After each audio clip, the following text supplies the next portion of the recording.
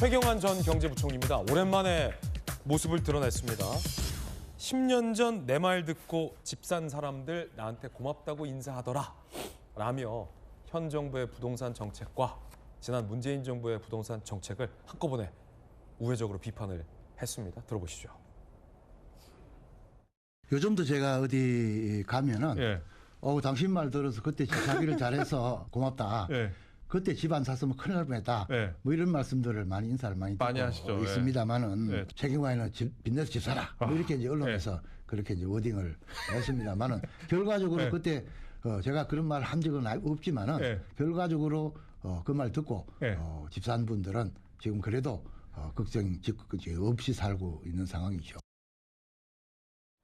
10년 전 박근혜 정부 때 최경환 경제부총리가 뭐라고 얘기했었길래 전세 가격이 매매가의 70% 수준인 현 상태에서 30%만 더 있으면 집 살 수 있다. 신용 보강이 이루어지면 전세 살고 있는 사람 상당수가 매매로 전환할 수 있다. 라며 당시 관련 규제를 풀고 금리 낮추는 정책을 펼쳤습니다. 덕분에 박근혜 정부 때에서는 집값이 안정이 됐다라는 평가를 받기도 했죠.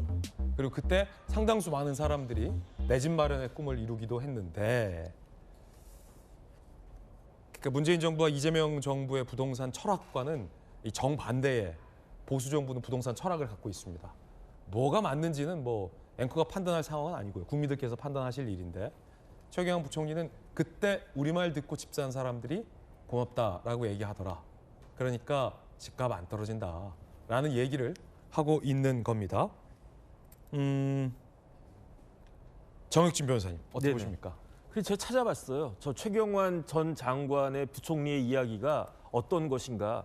그래서 그냥 눈에 띄는 대로 아무 아파트나 서초동에 있는 아무 아파트나 딱 찍어봤거든요. 조금 전에 찾아봤는데 2014년 7월 9일에 그 어떤 아파트 30평짜리입니다. 그때가 얼마에 팔렸었냐면 7월 9일에 실거래입니다. 이게 호가도 아니고 8억 8,300만 원이었어요. 2014년에. 그때 샀어야 됐네. 11년 전입니다. 그 12년 전인데. 그때 샀어야 됐어.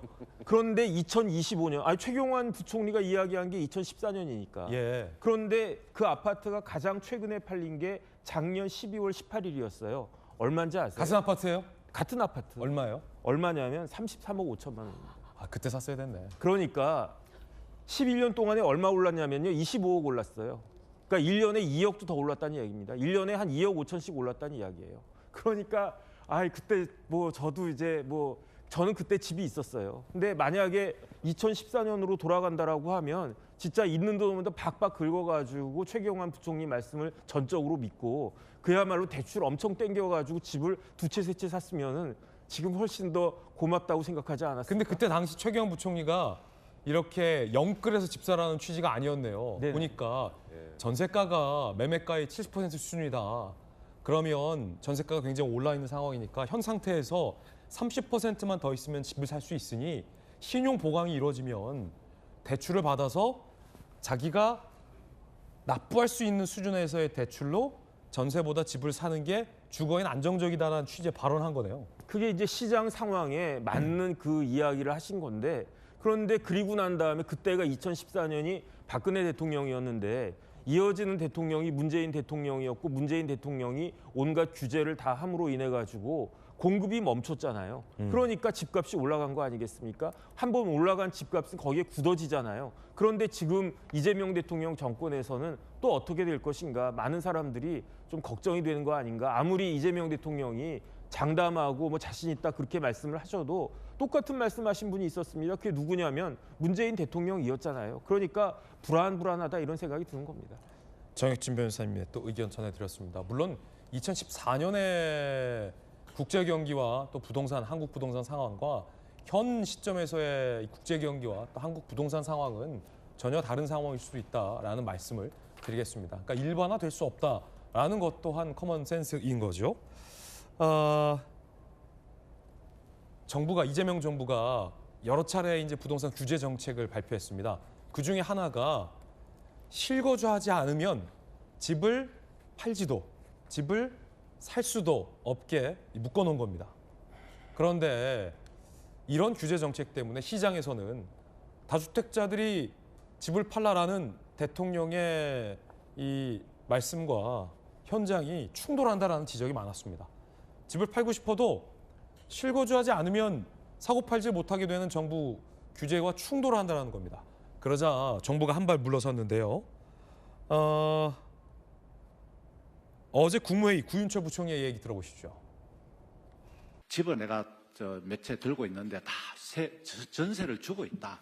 내가 당장 못 들어가는데 어떻게 하느냐. 그래서 이런 국민들의 애로를 감안해서 그다음에 시장의 상황을 감안해서 그 임차인이 임대하는 기간 동안은 실거주 의무를 유예하고 그 임차 기간이 다만 끝나면 반드시 실거주를 하셔야 됩니다. 그 짧은 기간에 일종의 갭 투자는 아니고 예. 하여튼 비거주 현실에- 해도 된다. 예. 임대 계약을 난 5년 해놨다고 못 할 건데.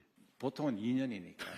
그럼 그것도 한도를 정해요. 예, 2년으로 하겠습니다. 5월 9일로부터 2년 이내에만 네. 실제 입주하면 된다. 네네.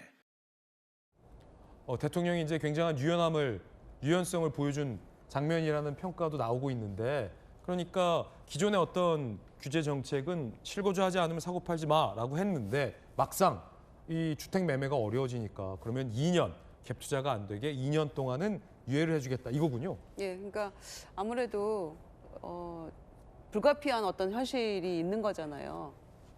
그래서 그런 점에서 이런 뭐 보완책이라고 할까요? 이런 얘기를 구윤철 부총리가 한 것 같고요. 5월 9일 이후로는 무조건 유예 없다 이렇게 얘기를 했었는데 이제 그날까지 계약만 완료하면 잔금을 치르거나 또 등기 완료하는 그 시점까지 4개월에서 6개월까지는 여유를 주겠다라는 것도 현실을 감안한 보완책이라고 생각하고요. 그다음에 이제 무주택자가 매수를 할 때 이미 이제 임차인이 들어있을 경우 어떻게 할 거냐. 아까 이제 그 얘기잖아요. 뭐 5년 뭐 얘기 나온 것도. 그래서 통상은 이제 2년 전세 계약을 하니까 2년 정도까지는 실제로 이제 들어가 살지 않더라도 실거주하지 않더라도 그 정도까지는 이해해 주자. 뭐 이런 차원의 보완책이라고 생각하는데요. 사실 이 부동산 대책이 참 정답은 없는 것 같아요. 네. 그래서 불가피하게 정부에서 단호한 그 대책을 발표하더라도 다양한 현실을 감안하지 않을 수 없는 불가피한 사정들이 각자 있기 때문에 그 정도 평균값을 내서 요 정도는 보완이 필요하지 않은가라는 것을 고육지책으로 구윤철 부총리가 얘기를 한 게 아닌가 싶은데요. 다만 경계해야 될 것은 그런 식으로 조금 그 달라지고 하다 보면 문재인 정부 때 실패했던 기억이 나잖아요. 그 트라우마가 우리 있기 때문에 또 계속해서 말을 바꾸게 되는, 또 문재인 전 대통령도 우리가 부동산 대책은 실패했다라고 또 얼마 전에 시인하는 그런 말씀도 했기 때문에 문재인 전 대통령이 부동산 집 실패라고 말씀하셨어요? 네, 유튜브에서 그렇구나. 예, 탁현민 씨하고 대화 가운데 그때는 집값 잡았다고 막 통계도 발표하고 그랬잖아요. 뭐 그래도 그때도 비판도 상당히 많이 받았고 네. 그 바람에 우리가 정권도 넘겨줘 버리지 않았습니까? 그 대가로 정권 넘겨줬다. 저는 그렇게 생각합니다. 네. 그래서 엄청난 정책 실패였죠, 사실은. 이제라도. 네. 예, 그래서 그 전철은 밟지 말아야 한다라고 원칙을 세웠으면 원칙대로 가고 보완책은 최소화해야 된다라는 네. 게 제 생각입니다. 예, 김유정 의원님 의견 전해드렸습니다. 그런데 한동훈 전 대표 등 야당에서 강하게 비판하고 있습니다. 들어보시죠.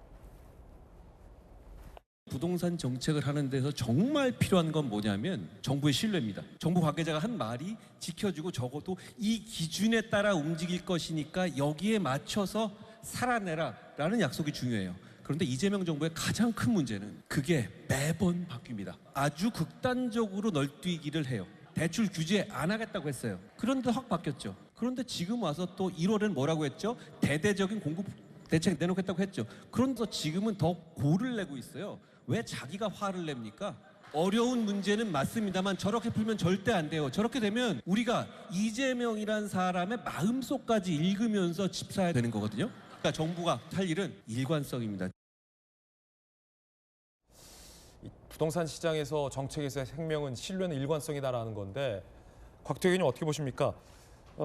예를 들어 이것도 마찬가지인데 이 실거주하지 않으면 전매 제한을 딱 했을 때 사실은 무주택자 입장에서 지금 집을 사야 된다라고 하는데 당장 내가 사놓은 집에 못 들어갈 수도 있잖아요. 자금 사정도 있고 예를 들어서 당장 집에 들어가기는 좀 자금이 안 되는데 꼭 집이 필요해요. 결혼이라든지 아니면 뭐 그래서 대출을 받아서 사놓고 전세를 주고 나는 다른 곳에 살다가 돈 열심히 모아서 집에 들어가는 그게 사실 우리 아버지들 어머니들이 다 했던 건데 지금 그게 막혀 있잖아요. 예. 그때 참 많은 전문가들이 그런 우려했었거든요. 선의의 피해자가 많이 나올 수 있다. 그런데 그때 이제 예외 없이 콱 묶었다가 지금은 다주택자들이 지금 못 판다라고 하니까 또 2년은 그러면 전세 껴도 살 수 있게 해드릴게라고 하는 게 방금 한동훈 전 대표가 말했던 뭐 그런 건 아니냐 어떻게 보십니까? 기본적으로 국민의힘 입장에서도 부동산 가격은 안정돼야 한다는 게 기본 입장입니다. 네. 예, 그런데 조금 전에 우리 김유정 전 의원님 말씀하신 것처럼 문재인 대통령이 부동산 정책을 실패했다 이렇게 이야기를 했는데 당시에 부동산 가격 안정시키기 위해 가지고 규제책을 26개를 내놨더라고요. 규제를 했음에도 불구하고 또 안 잡히니까 또 규제하는데 결국에 돌이켜 보면 그런 규제를 하나 했던 것이 부동산 가격을 폭등하게 했던 원인이 아닌가 이렇게 되돌아보는 거죠. 그래서 국민의힘에서도 과거의 잘못을 되풀이하지 말라. 민간이 주도하는 공급을 늘려야 된다. 이렇게 지금 방향 제시를 하고 있는 겁니다. 네. 사실 부동산 가격 안정 이게 지금 제일 관심이 많은 곳이 서울의 요지의 아파트 가격이거든요. 그렇다고 한다면 서울 시내에서 이 재개발 재건축이 필요한 곳에 신속하게 할 수 있도록 규제들을 풀어주는 것이 저는 방법이라고 봐요. 이재명 대통령이 처음에 11호 대책을 하면서 일단 수요를 확 묶었습니다. 막 묶은 다음에 공급을 늘려야 된다 이렇게 이야기를 하니까 과거에도 시도했던 과천 경마장, 태릉 CC 이런 곳에 공공 물량을 늘리겠다 이렇게 했어요. 그러니까 어느 세월에 그렇게 해가지고 공급을 늘리냐 이렇게 하니까 또 대책으로 들고 나온 것이 그러면 양도세 중과 유예 폐지, 바로 집 팔게 하겠다 이렇게 하다가 그럼에도 불구하고 집 살 사람이 수요가 없으니까 그렇게 공급 안 된다 이렇게 하니까 등록 임대주택 특혜 폐지 또 이렇게 들고 나오는 거예요. 그러니까 이런 식으로 규제의 효과를 못 본다고 해가지고 계속 규제로만 문제를 풀려고 하면 결국에는 문재인 정부 때의 부동산 폭등을 되풀이하는 건 아닌가. 그러니까 지금부터라도 민간에서 조금 주도적으로 재개발 재건축을 해서 서울에 필요한 곳에 부동산이 공급되도록 아파트가 공급되도록 하는 그런 좀 정책적인 배려가 필요하다 이런 말씀을 드리는 거죠. 네.